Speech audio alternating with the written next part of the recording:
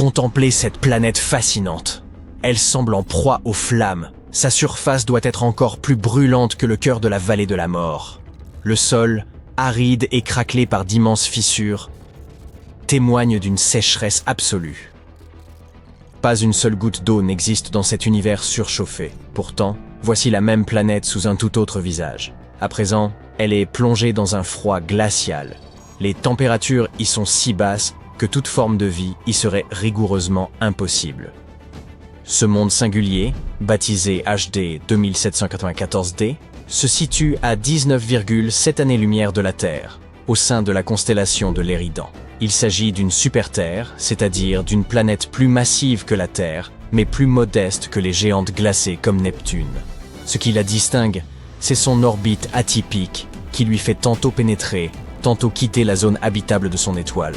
Cette région, où les conditions de température pourraient permettre la présence d'eau sous forme liquide. Cette planète intrigante n'a toutefois jamais été observée directement. Les astronomes l'ont détectée en analysant d'infimes oscillations de son étoile, grâce à deux instruments de haute précision, Espresso et ARPS, installés sur des télescopes au Chili. Ces outils mesurent la vitesse radiale, c'est-à-dire les légers déplacements de l'étoile causés par l'attraction gravitationnelle de la planète. Plus cette oscillation est marquée, plus la planète qui en est à l'origine est massive. En exploitant ces données, les chercheurs ont déterminé que cette planète possédait une masse environ 6 fois supérieure à celle de la Terre. Elle gravite autour d'une étoile, HD 2794, également connue sous le nom de 82G, Eridani, légèrement plus petite et moins lumineuse que notre Soleil. Ce qui la rend singulière, c'est qu'elle est suffisamment brillante pour être visible à l'œil nu, contrairement à bien d'autres étoiles hébergeant des exoplanètes, qu'il est impossible d'apercevoir sans télescope. Ce système fait l'objet d'une surveillance depuis plus de 20 ans.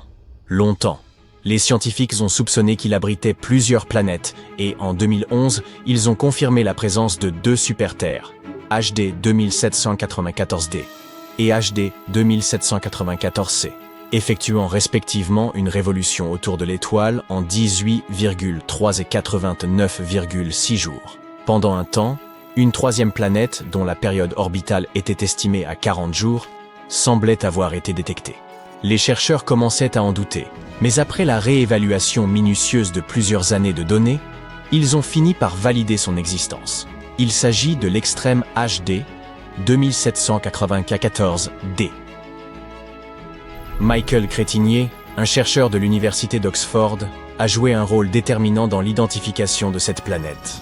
Il s'est appuyé sur un algorithme informatique baptisé Yarara pour isoler le faible signal de la planète du bruit de fond. Grâce à cette méthode, il a pu confirmer non seulement l'existence de HD 2794D, mais aussi son caractère exceptionnel. Contrairement aux planètes de notre système solaire, qui suivent des trajectoires essentiellement circulaires, celle-ci adopte une orbite fortement elliptique et allongée. Il lui faut 647 jours pour achever une révolution autour de son étoile, soit 40 jours de moins que la durée de l'orbite martienne autour du Soleil. À son apogée, cette planète se trouve à une distance équivalente à 2 fois l'intervalle Terre-Soleil, la plaçant bien au-delà de la zone habitable. Mais à son périgée, elle se rapproche jusqu'à 0,75 UA, pénétrant alors dans la région où les températures pourraient permettre la présence d'eau liquide. Cette oscillation extrême engendre d'étranges saisons. Pendant une partie de son orbite, HD 2794D se transforme en un véritable désert de glace. Lorsque la planète s'approche de son étoile, les températures s'envolent et les glaces doivent alors fondre, donnant naissance à des océans éphémères. Elle traverse ainsi une brève période de chaleur torride, si intense que l'eau en surface pourrait s'évaporer dans l'atmosphère. Mais dès que la planète s'éloigne, un automne brumeux s'installe, accompagné de pluie, avant de céder la place à un hiver rigoureux. Autrement dit, cette planète oscille entre un froid extrême et une chaleur accablante, rendant son environnement imprévisible pour toute forme de vie. Si des organismes s'y sont développés, ils doivent nécessairement être capables de résister à un milieu en perpétuel bouleversement. Mais pourquoi HD 2794D suit-elle une orbite si singulière ? Elle pourrait être le vestige d'événements survenus il y a des milliards d'années, alors que le système planétaire était encore en formation. À une époque reculée, une autre planète de taille aurait pu perturber son orbite, lui imposant cette trajectoire. Une autre théorie suggère qu'une planète géante autrefois présente dans le système aurait contraint HD 2794D à suivre une orbite allongée sous l'effet de son influence gravitationnelle. Plus tard, cette géante aurait pu être expulsée du système, abandonnant HD 2794D sur sa trajectoire actuelle. Cette théorie semble cohérente, car les deux autres planètes du système, HD 2794b et HD 2794c, évoluent sur des orbites bien plus régulières. La découverte de cette planète est fascinante, car elle remet en question notre compréhension des mondes habitables. Contrairement aux planètes qui résident en permanence dans la zone habitable, HD 2794d ne fait que la traverser. Les scientifiques veulent savoir si elle pourrait tout de même abriter la vie, ne serait-ce que temporairement. Pour répondre à cette question, de futurs télescopes analyseront son atmosphère à la recherche d'eau, de gaz ou même de traces biologiques. Une autre super-Terre susceptible d'abriter la vie évolue autour d'une étoile située à 137 années-lumière. En termes astronomiques, c'est relativement proche. Une année-lumière équivaut à environ 9,5 milliards de kilomètres. Baptisée Tweet 515b, cette planète est une fois et demie plus grande que la Terre et, contrairement à HD 2794d, elle demeure en permanence dans la zone habitable. Regardez, voici à quoi les astronomes pensent que cette planète pourrait ressembler. TOA 715b boucle son orbite très rapidement, en à peine 19 jours. Mais bien qu'elle soit proche de son astre, elle pourrait ne pas être excessivement chaude, car son étoile se trouve être une naine rouge, un corps céleste plus petit et plus froid que notre Soleil. Cela signifie que TOA 715b pourrait avoir un climat plus tempéré que d'autres exoplanètes orbitant autour d'étoiles plus chaudes. La NASA a détecté cette planète grâce au satellite Transiting Exoplanet Survey, qui repère les exoplanètes en observant les légères baisses de luminosité d'une étoile lorsqu'une planète passe devant elle. Comme les naines rouges sont plus petites et moins brillantes que le Soleil, les planètes en transit sont plus faciles à identifier. Les astronomes comptent approfondir l'étude de cette planète grâce au télescope spatial James Webb. Situé à 1,6 million de kilomètres de la Terre, ce télescope ultra performant est capable d'analyser l'atmosphère des exoplanètes. Si TOI 715b en possède une, il pourrait aider les chercheurs à en identifier les gaz présents et évaluer si les conditions sont propices à l'eau liquide, voire à la vie.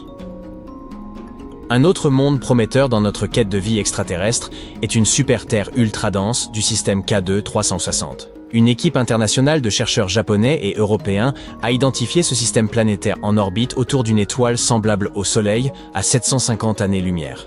Ce système renferme deux planètes, dont l'une des exoplanètes rocheuses les plus denses jamais découvertes. K2 360b est une super-Terre rocheuse, mesurant environ 1,6 fois la taille de la Terre, mais avec une masse 7,7 fois supérieure, ce qui la rend aussi dense que le plomb. Elle orbite autour de son étoile à une vitesse fulgurante, achevant une révolution en seulement 21 heures. C'est la planète à période de révolution ultra courte la plus dense connue, avec des propriétés bien mesurées. Sa voisine, K2 360c, est une planète bien plus massive, d'au moins 15 masses terrestres. Elle met 9,8 jours à boucler son orbite, mais comme elle ne passe pas devant son étoile de notre point de vue, sa taille exacte demeure inconnue. Cette planète exceptionnellement dense pourrait être le noyau résiduel d'un astre bien plus grand. L'intense radiation de son étoile aurait pu, au fil du temps, souffler ses couches externes, ne laissant qu'un cœur rocheux. Elle pourrait ainsi offrir un aperçu du destin des planètes trop proches de leur étoile. Les astronomes estiment que K2 360b aurait pu migrer vers l'intérieur sous l'effet des interactions gravitationnelles avec sa compagne plus massive. L'une des hypothèses repose sur une migration à haute excentricité, où l'orbite initialement étirée de la planète se stabilise progressivement, en devenant plus circulaire près de l'étoile. Une autre théorie suggère que la rotation et l'inclinaison axiale de la planète pourraient jouer un rôle dans ce phénomène. Les planètes de ce type sont rares, et en découvrir une assortie d'une compagne géante permettrait d'affiner les modèles des scientifiques sur la formation et l'évolution planétaire en milieu extrême. Cette découverte pourrait également éclairer le devenir des planètes rocheuses en particulier celles qui s'approchent trop près de leurs astres. Nous pourrions nous rapprocher de la découverte d'une planète énorme et glacée par-delà l'orbite de Neptune. Et désolé, Pluton, ce n'est toujours pas toi. Récemment, une cartographie de l'univers utilisant les données d'un télescope hawaïen a éliminé environ 78% des emplacements possibles de ce mystérieux UH Charlie de l'espace. Certains l'appellent planète 9, tandis que d'autres préfèrent planète X. Quoi qu'il en soit, elle est sujette à controverse depuis que son existence a été suggérée pour la première fois. Et c'est principalement dû au fait qu'aucune étude jusqu'à présent n'est parvenue à répondre à la grande question. Existe-t-elle vraiment? Si elle devait être découverte, la planète 9 serait classée comme la 5e plus grande planète de notre système solaire, avec une masse 10 fois supérieure à celle de la Terre. On pense également qu'elle serait gazeuse, tout comme Uranus. Une étude initiale de la planète 9, datant de 2016, suggère que cette nouvelle planète colossale aurait une orbite 20 fois plus éloignée du Soleil que Neptune, qui se situe à environ 4,5 milliards de kilomètres. En conséquence, la planète 9 mettrait entre 10 000 et 20 000 ans pour accomplir une seule orbite autour du Soleil. Si son existence était prouvée, ce monde encore inconnu dominerait une région plus vaste que n'importe quelle autre planète connue dans notre voisinage cosmique.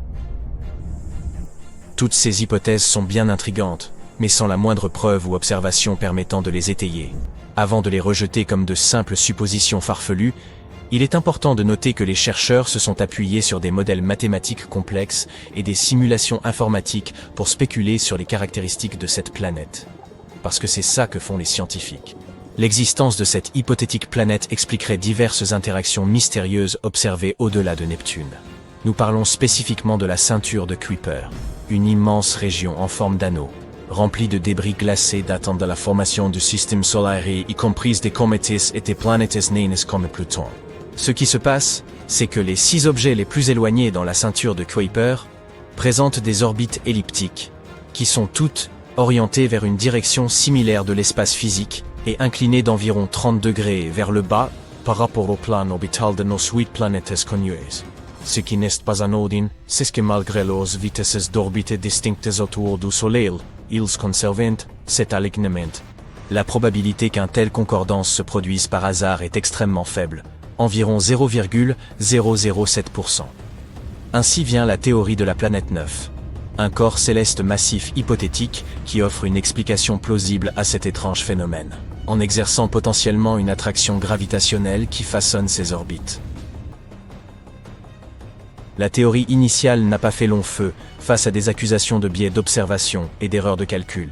Puis, en 2017, une autre étude a émergé, ravivant l'idée que peut-être, après tout, la planète 9 se trouverait bien là quelque part. Cette fois, des astronomes espagnols ont tenté une approche innovante, en se concentrant sur l'observation d'objets transneptuniens extrêmes.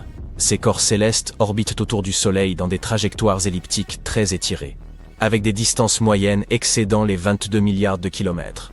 Leurs recherches suggèrent que la distance entre les nœuds orbitaux de ces objets et le Soleil pourrait nous fournir des indices sur l'emplacement de la planète 9. Voyez-vous, ces nœuds sont les points où l'orbite d'un corps céleste entrecroise le plan du système solaire.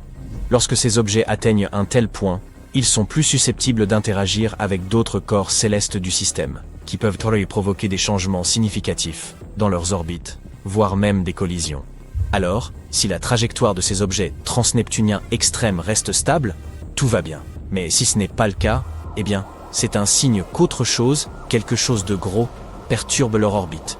Et c'est exactement ce que cette étude a découvert. Il y a quelque chose d'invisible là-bas, qui dévie ces objets de leur route, et ce quelque chose pourrait être une planète 3 à 400 fois plus éloignée du Soleil que ne laisse la Terre.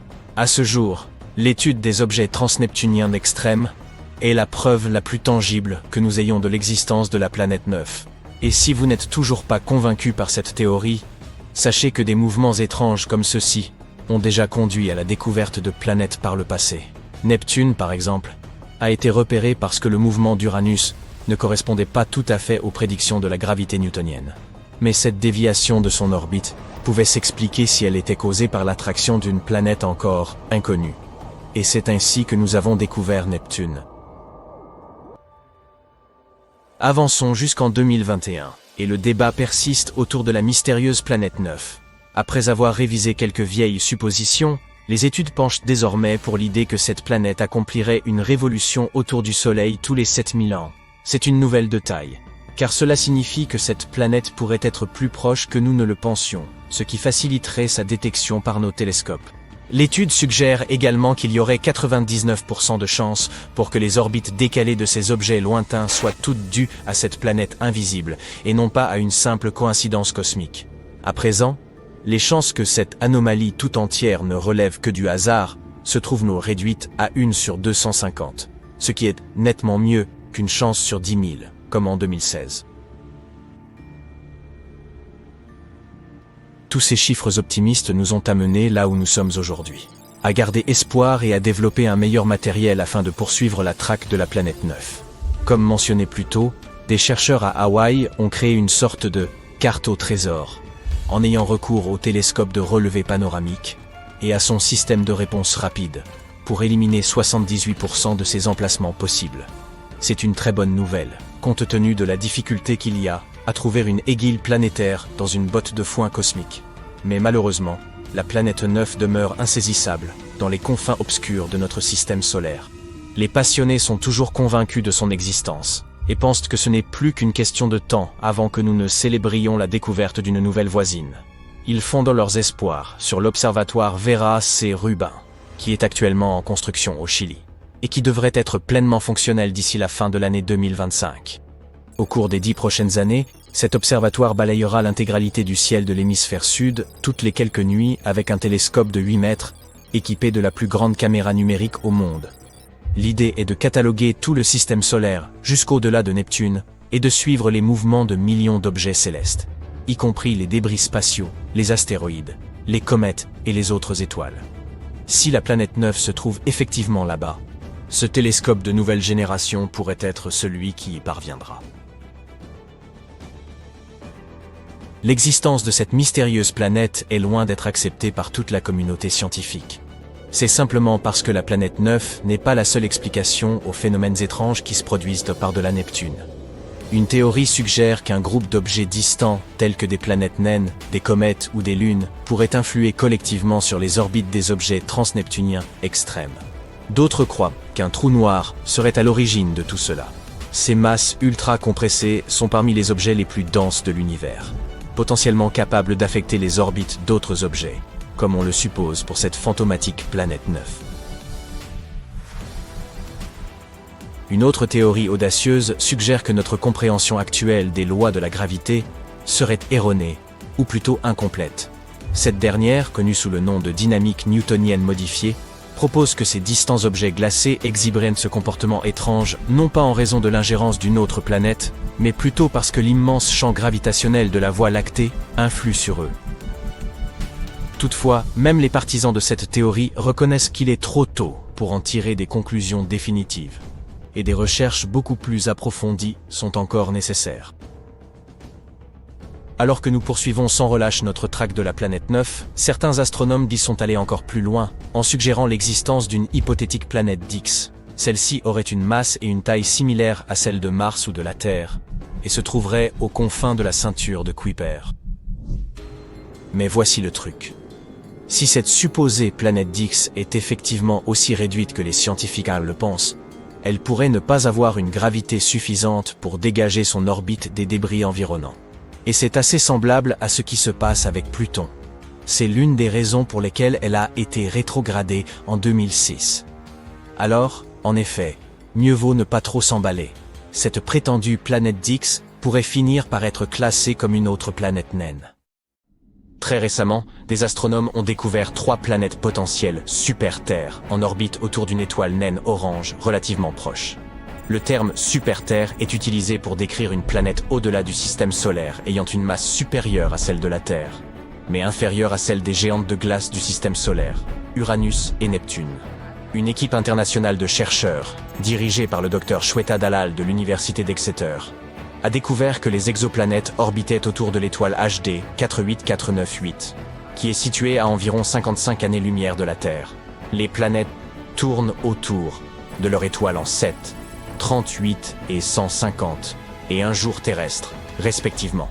L'étude décrivant ces découvertes est parue dans la revue MN-Earth le 24 juin 2024.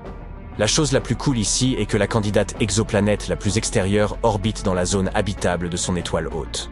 Et les conditions là-bas pourraient être assez confortables pour que l'eau liquide existe à la surface sans bouillir ni geler.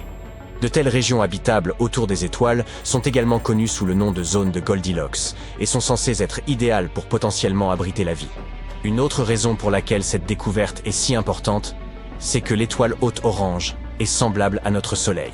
Mais comme c'est une naine orange, elle produit moins de radiation que notre étoile naine jaune. C'est également le système planétaire le plus proche à héberger une super-Terre dans la zone habitable d'une étoile semblable au Soleil, ce qui rend cette découverte très excitante. Cela peut nous aider à progresser dans notre quête pour localiser des planètes habitables autour d'étoiles, de type solaire. Qui sait? Peut-être que cette planète sera notre nouveau foyer un jour. Ces potentielles super-Terres ont été détectés grâce au programme ARPS-N de recherche des planètes rocheuses. Au cours d'une décennie, l'équipe participant à cette recherche a recueilli près de 190 mesures de haute précision à l'aide d'un équipement spécial. En analysant le spectre de la lumière provenant d'une étoile, les astronomes peuvent déterminer si elle se déplace vers nous. C'est ce qu'on appelle le décalage vers le bleu. Ou si elle s'éloigne de nous. C'est ce que nous appelons le décalage vers le rouge. Et pourtant, pour s'assurer que leurs conclusions étaient correctes, l'équipe a utilisé de nombreuses méthodes différentes et des analyses comparatives. Tout a confirmé leurs conclusions.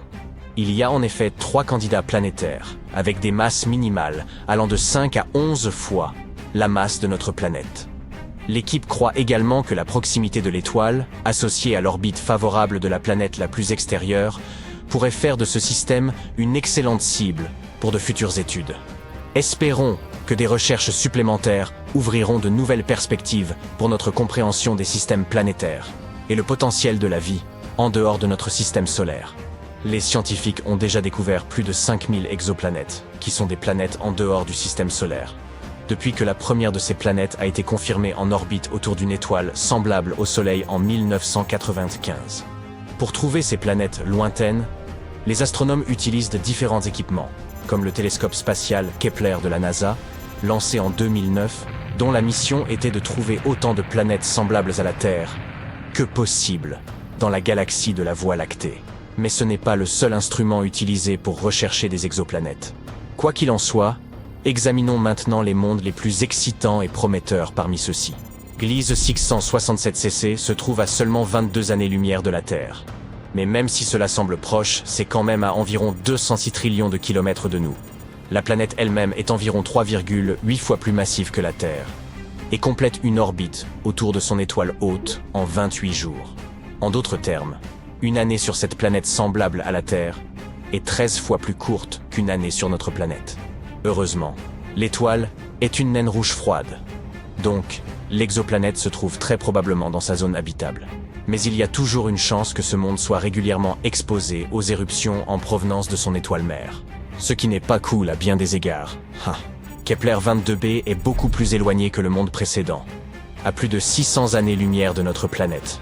C'était la toute première planète Kepler découverte dans la zone habitable de son étoile. Ce monde est plus grand que la Terre. Il fait environ 2,4 fois la taille de notre planète. Malheureusement, nous ne savons toujours pas si cette planète est rocheuse, liquide ou gazeuse. L'orbite de Kepler 22b est similaire à celle de la Terre.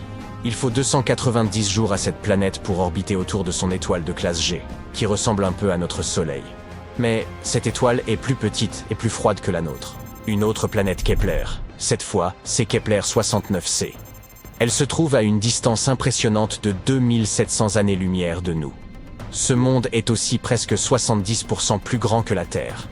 Les chercheurs ne savent rien de sa composition, mais ils ont découvert que la planète a besoin de 242 jours pour compléter une orbite. Cela rend sa position dans son système similaire à celle de Vénus dans notre système solaire. En même temps, ce monde pourrait être plus hospitalier que Vénus, puisque son étoile haute est un peu moins lumineuse. 80% de notre Soleil. Toit 733b est un monde récemment découvert. Il a été trouvé en 2023. Il se trouve là-bas, à 245 années-lumière de la Terre et nécessite seulement 4,9 jours terrestres pour compléter une orbite autour de son étoile. Mais la chose la plus impressionnante à propos de cette planète et qu'elle pourrait avoir un océan immense. Selon les scientifiques, la planète est probablement entièrement recouverte d'eau. Est-ce que cela signifie qu'il pourrait y avoir de la vie sur cette super Terre? Le temps le dira. JJ 1214b est située à 40 années-lumière de la Terre. Cette planète est une super Terre, presque 3 fois plus grande en diamètre et 8 fois plus lourde que notre chez nous. Elle orbite autour de son étoile naine rouge plus vite que vous ne pouvez regarder en rafale votre série préférée, effectuant une boucle complète toutes les 38 heures. Mais ce n'est pas seulement la taille ou l'orbite de la planète qui sont incroyables. Il y fait très chaud, avec une température hallucinante de 450 degrés Fahrenheit. Mais le plus cool, c'est que cette planète est pratiquement noyée dans l'eau. Les températures brûlantes et les pressions extrêmement élevées sur JJ 1214b créent des matériaux surprenants comme de la glace brûlante et de l'eau superfluide. La superfluidité est un phénomène qui se produit dans l'hélium liquide lorsqu'il est presque aussi froid que possible. Sur Terre, l'eau a complètement manqué l'occasion de devenir superfluide, car elle nécessite des températures extrêmement basses et des pressions hors normes pour réussir ce tour. Cependant, la superfluidité de l'eau n'a pas beaucoup d'utilité. Même si vous essayez, vous finirez simplement déshydraté. La super-Terre la plus proche de nous a été découverte en 2016, et elle s'appelle Proxima Centauri b. Elle est située à seulement 4 années-lumière de la Terre, et a une masse remarquablement similaire à celle de notre planète. Une année sur Proxima Centauri b est courte. Il ne faut que 11,2 jours à la planète pour faire un tour complet autour de son étoile centrale. Les scientifiques ont découvert ce monde après avoir remarqué que son étoile parente vacillait légèrement.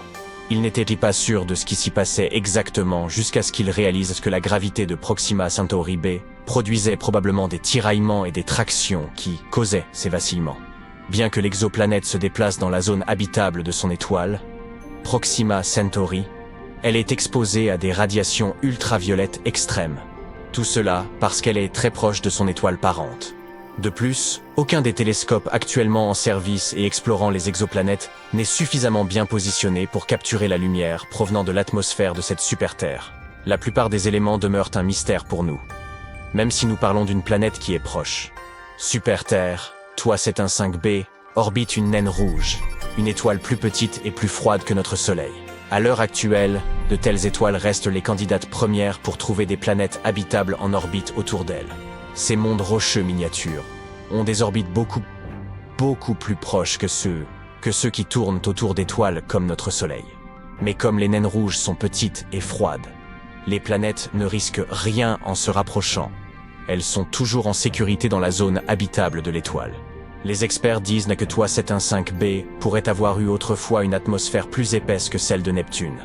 Et maintenant, la planète pourrait être dans un état de transition où elle perd son atmosphère. Pour confirmer ce soupçon, les scientifiques doivent effectuer davantage de recherches. Et ils pourraient finalement découvrir si cette planète est une planète terrestre et aqueuse. Uranus est un géant énigmatique qui intrigue les astronomes depuis des siècles. Mais ce qui distingue ce géant gazeux des autres, c'est son étrange inclinaison. Alors que la plupart des planètes tournent autour d'un axe perpendiculaire à leur orbite, Uranus effectue une rotation dans une direction différente. Mais pourquoi a-t-il cette apparence? Comment la planète en est-elle venue à être couchée sur le côté? Et que verrions-nous si nous visitions la surface d'une telle planète? Découvrons-le. Uranus, la 7e planète à partir du Soleil, est une étrangeté cosmique et la source de nombreuses blagues. C'est l'une des géantes gazeuses de notre système solaire, avec Jupiter, Saturne et Neptune. C'est également la 3e plus grande planète de notre système solaire, avec un diamètre d'environ 49 889 km. Et l'une de ses nombreuses particularités est une étrange rotation sur le côté. Tous les planètes de notre système solaire ne sont pas alignées en ligne droite. Alors que la plupart des planètes de notre système solaire ont une inclinaison axiale de moins de 30 degrés, Uranus est incliné à un angle de presque 98 degrés. C'est comme cet ami qui doit toujours être différent, même si cela signifie se tenir sur la tête pour prouver un point. Alors ses pôles nord et sud sont orientés vers l'est et l'ouest. C'est comme si la planète était devenue paresseuse et s'était simplement retournée un jour, décidant de faire une sieste. Et pourquoi Uranus est-elle si inclinée, vous demandez-vous? Les scientifiques ont autrefois pensé que cela était dû à une sorte de collision, Ils pensaient que quelque chose de gigantesque était entré en collision avec Uranus. Quelque chose de similaire à ce qui est arrivé à notre Terre. Une planète naine l'a percutée, la Terre s'est légèrement inclinée, et la Lune est née des débris de la collision. Mais cette théorie avait un problème. Dans l'univers primitif, il y avait une pléthore d'astéroïdes, de planètes naines et autres objets massifs. Et si tel était le cas, alors pourquoi seul Uranus est-il incliné?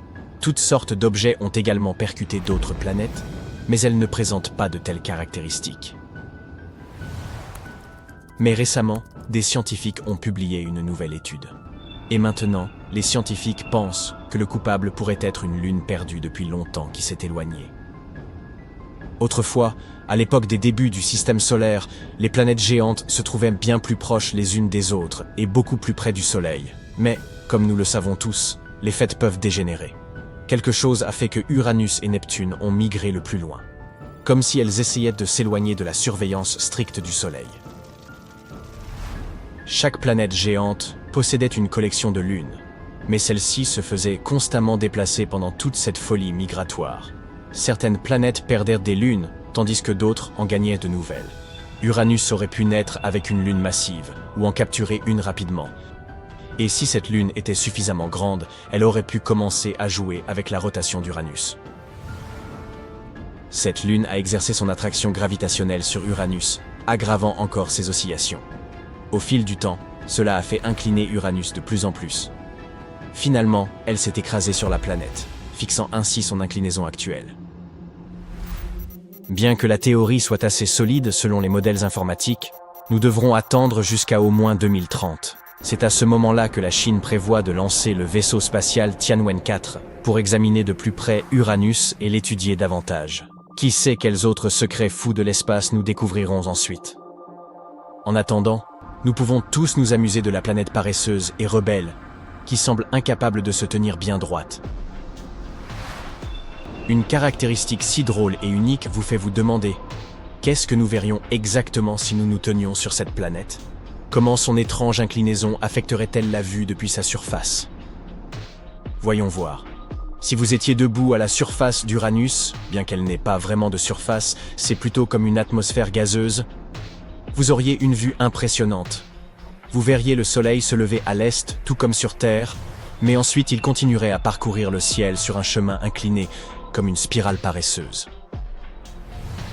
À propos du coucher de soleil, cependant, j'espère que vous avez de la patience, car il faudrait 42 ans pour que le soleil complète un cercle complet dans le ciel d'Uranus.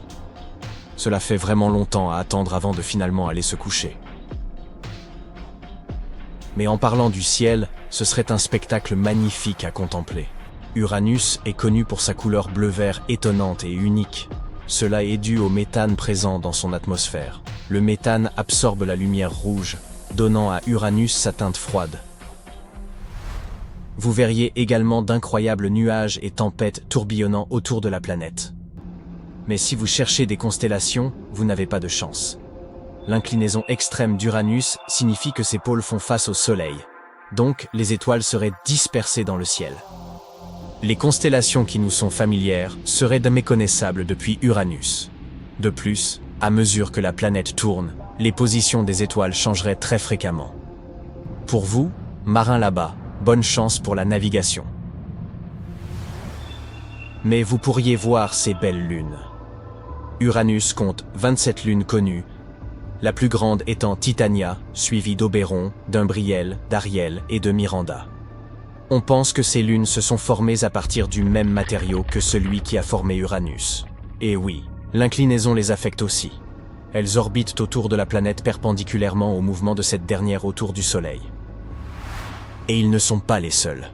Saviez-vous qu'Uranus a aussi des anneaux ? Oui, Saturne n'est pas si unique. Les anneaux sont composés de particules de glace, certaines aussi petites que des grains de sable et d'autres aussi grandes que plusieurs pieds de diamètre. Ils sont minces, étroits et sombres, comparés à ceux de Saturne, par exemple. Ils sont en fait si noirs qu'ils ne réfléchissent presque pas la lumière. C'est pourquoi il était si difficile de les voir depuis la Terre. Mais si vous étiez près de la surface d'Uranus, vous pourriez peut-être les voir dans le ciel. La seule question est, seriez-vous même capable de vous concentrer sur toutes ces vues? Parce qu'Uranus était extrêmement froide, et ce sera probablement la seule chose à laquelle vous penseriez. Nous parlons de températures pouvant descendre jusqu'à moins 212 degrés Celsius. Brr, mieux vaut emporter des vêtements chauds pour ce voyage. Cela s'explique par le fait qu'elle est si éloignée du Soleil et que son atmosphère est principalement composée d'hydrogène et d'hélium.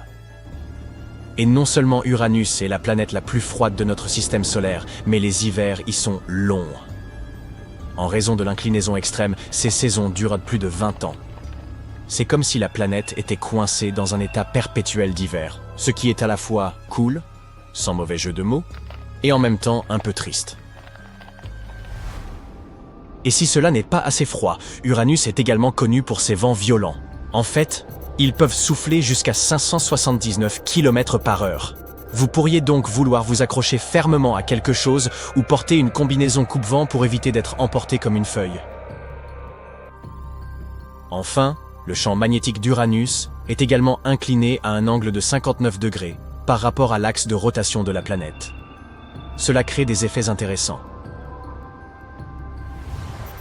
Le plus évident est la beauté des aurores, qui ressemblent aux lumières boréales et australes sur Terre. Sur Uranus, cependant, les aurores se trouvent près de l'équateur de la planète plutôt qu'au pôle. N'est-ce pas incroyable ? Le résultat est un spectacle lumineux éblouissant qui ferait s'arrêter et observer avec émerveillement même le voyageur spatial le plus blasé.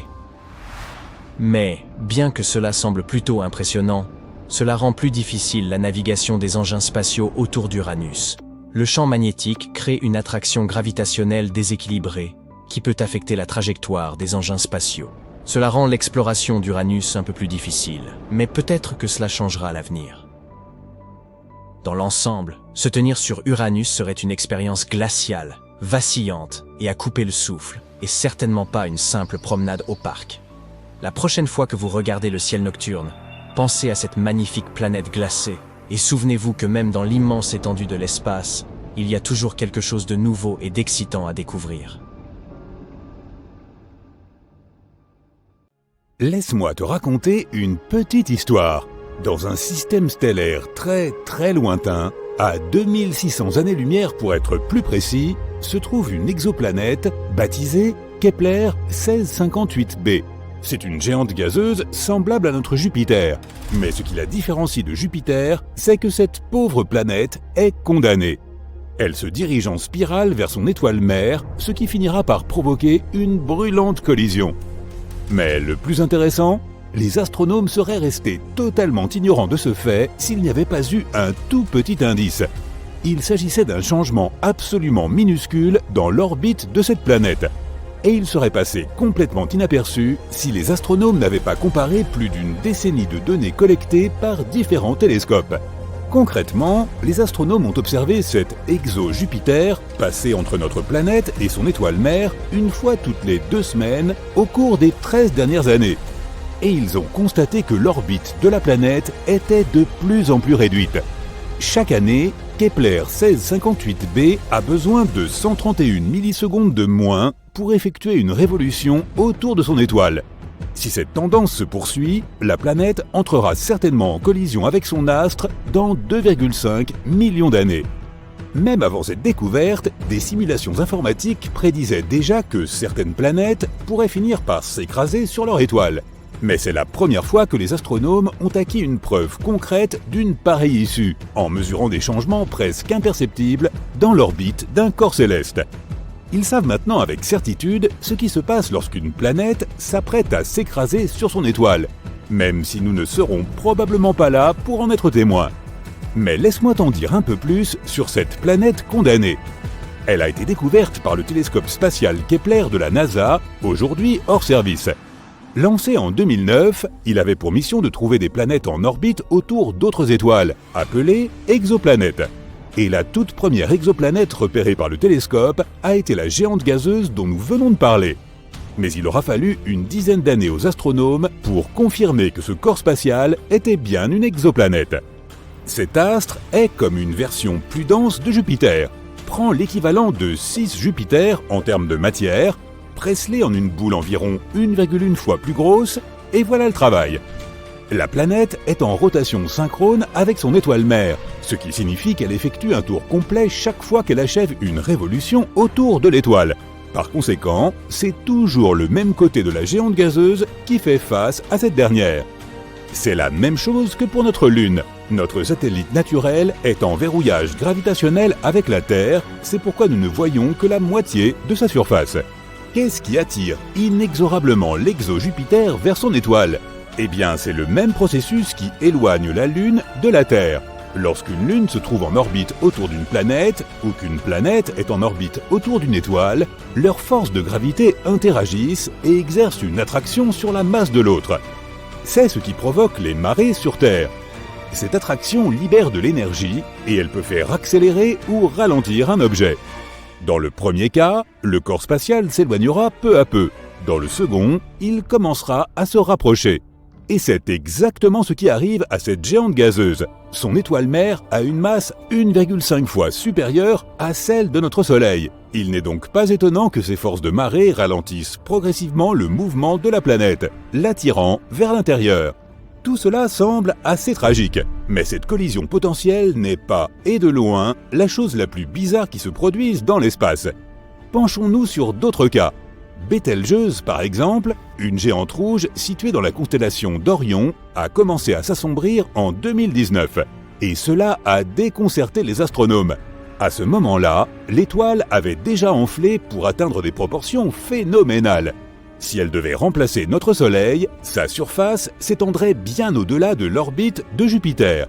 Puis Bételgeuse est devenue moins lumineuse durant l'automne 2019, et ce processus s'est poursuivi jusqu'en février 2020. Les changements étaient perceptibles à l'œil nu, et pour cause, la luminosité de l'étoile avait chuté de 2/3.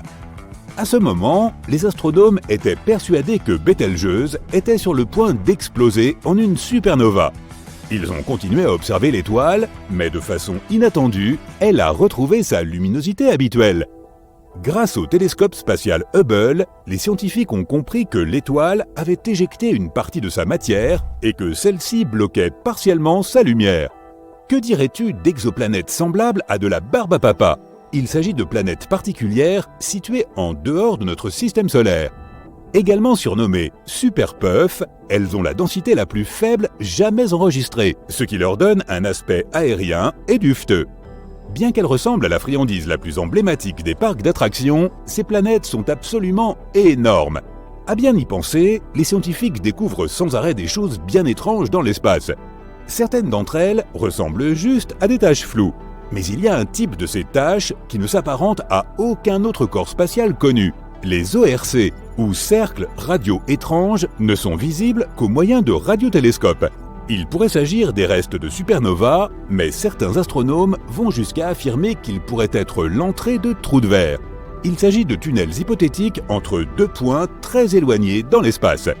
La mission Juno a remarqué quelque chose d'étrange dans la haute atmosphère de Jupiter. Cette manifestation inhabituelle consistait en des phénomènes lumineux transitoires bleutés, virevoltant au-dessus de la surface de la planète.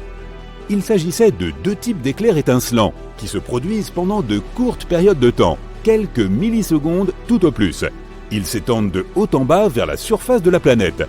Sur Terre, ces éclairs se produisent généralement à une hauteur de 100 km au-dessus d'orages massifs. Les planètes errantes ne tournent pas autour de leur étoile, peut-être parce qu'elles n'en ont tout simplement pas. Ces corps spatiaux flottent librement à travers l'univers et peuvent se retrouver littéralement n'importe où.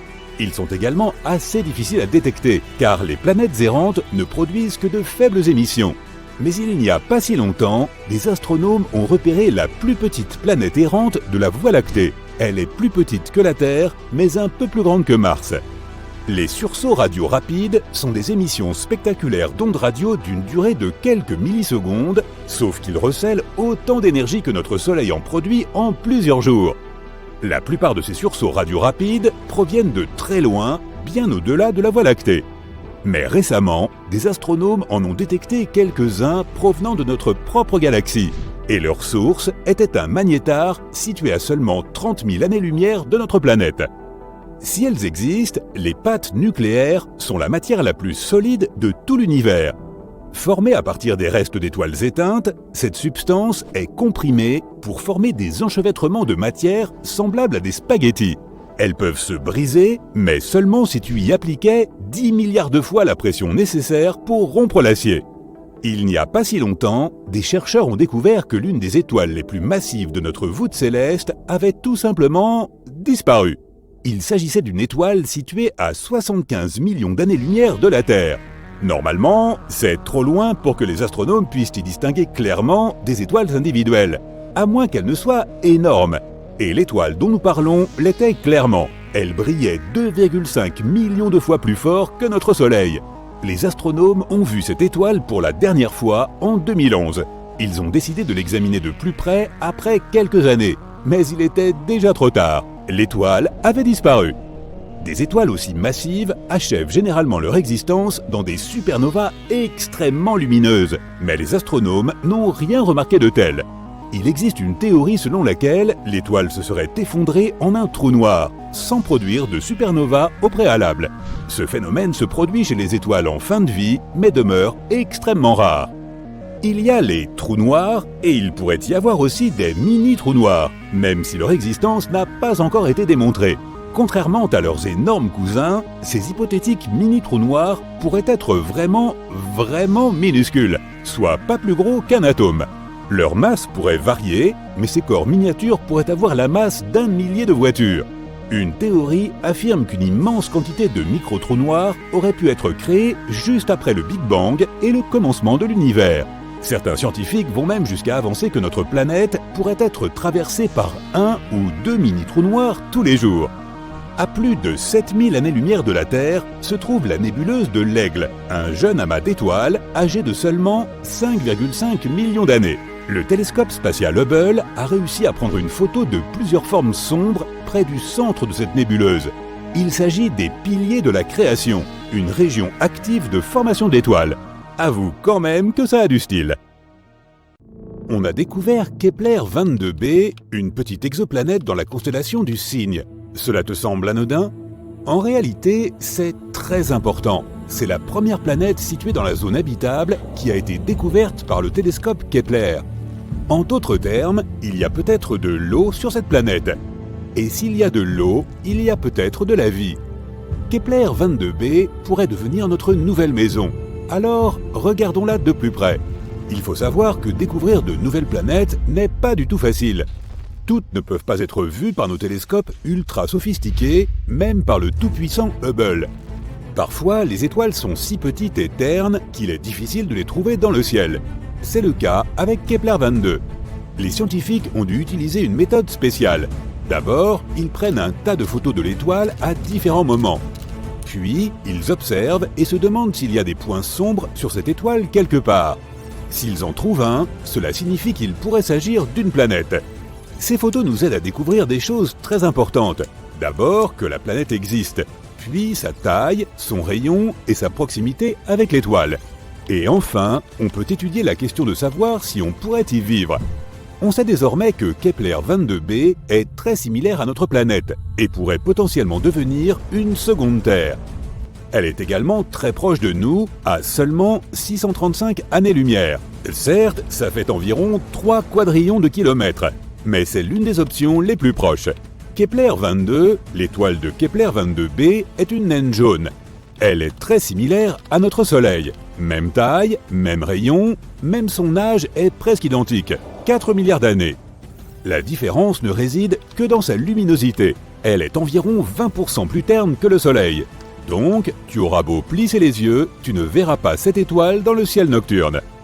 La planète Kepler 22b est environ 2,4 fois plus grande que notre Terre. Et c'est plutôt une bonne chose. Un plus grand rayon signifie plus d'eau et d'espace potentiel pour vivre, même si aller d'une ville à l'autre prendrait un certain temps. Imagine un vol de 3 jours. On ne connaît pas la masse exacte de cette planète, mais les scientifiques pensent qu'elle est plus élevée que celle de la Terre. Elle pourrait même être jusqu'à 36 fois supérieure à celle de notre planète. Qu'est-ce que cela signifie ? Une énorme gravité. Si la planète est 36 fois plus lourde que la Terre, alors la gravité y sera environ 6 fois plus forte. Tu arrives à peine à porter un sac de 10 kg de pommes de terre, alors essaie un sac de 50 kg.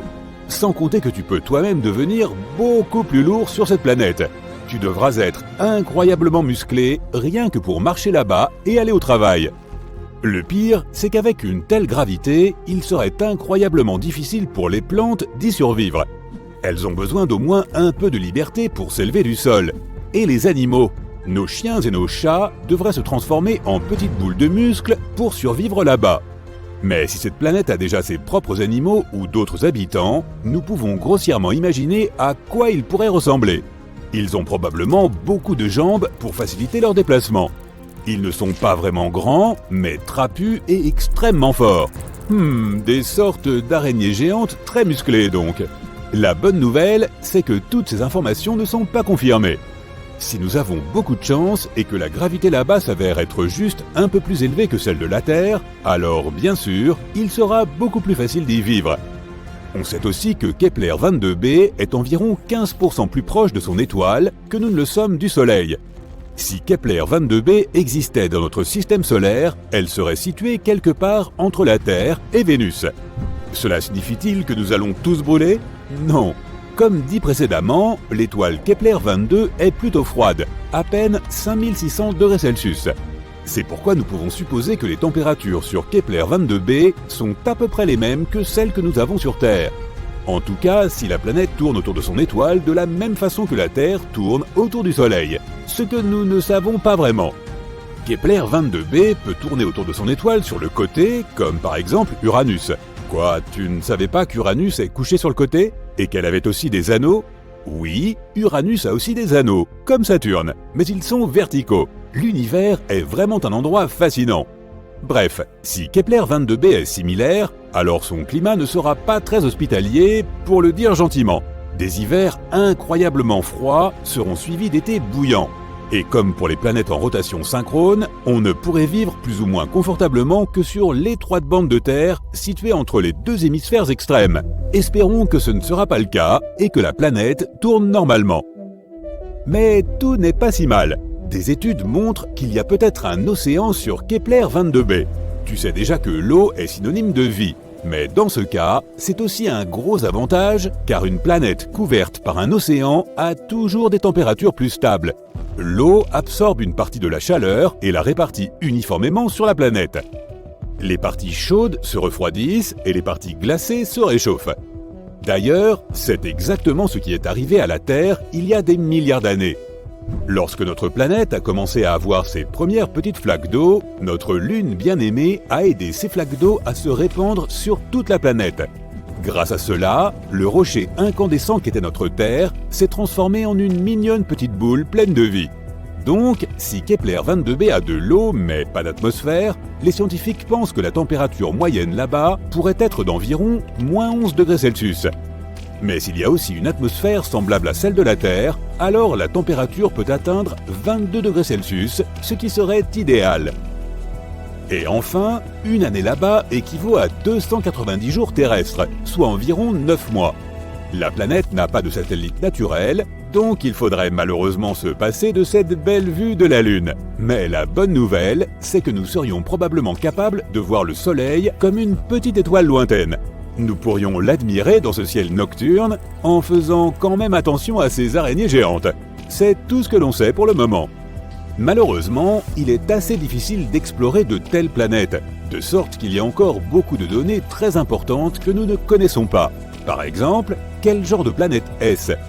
Oui, il nous manque les informations les plus cruciales sur Kepler 22b. Nous ne savons pas si c'est une planète tellurique ou non. Et si ce n'est pas le cas, alors toutes les informations mentionnées précédemment ne servent à rien. Il se peut qu'il s'agisse d'une planète gazeuse, ou une planète couverte de gaz avec un noyau solide comme Neptune, ou un monde aquatique recouvert d'un océan géant. Il vaudrait mieux que ce soit une planète aquatique. Au moins, on pourrait y construire une sorte de ville sous-marine. On pourrait filtrer l'eau et manger du poisson, jusqu'à ce qu'on évolue vers une espèce amphibie. Est-ce que ce serait considéré comme une évolution si on retournait à nos origines ? Quoi qu'il en soit, les scientifiques pensent que Kepler 22b pourrait s'avérer être une planète semblable à Neptune. Certains astronomes ont même rangé la planète dans la catégorie des mini-Neptunes. Oui, c'est une vraie catégorie de planètes. Mais cela n'a pas encore été prouvé. Et même si Kepler-22b s'avère être une planète tellurique, on ne sait toujours pas à quoi ressemble l'atmosphère là-bas, ou même s'il y en a une. Et si elle s'avérait être comme celle de Vénus, elle serait extrêmement toxique. Il faudrait alors creuser profondément sous terre pour survivre d'une manière ou d'une autre sur cette planète. Et il faudrait aussi trouver une source de chaleur, car il fait plutôt froid sous terre. Il existe de nombreuses possibilités avec Kepler-22b. Jusqu'à présent, nous n'avons pas de réponse claire. Mais espérons que les scientifiques les trouveront avant qu'on fasse embarquer les premières personnes dans des navettes et qu'on les envoie à la conquête de Kepler-22b. Ce serait gênant si elle s'avérait être une planète gazeuse ou à l'atmosphère ultra toxique.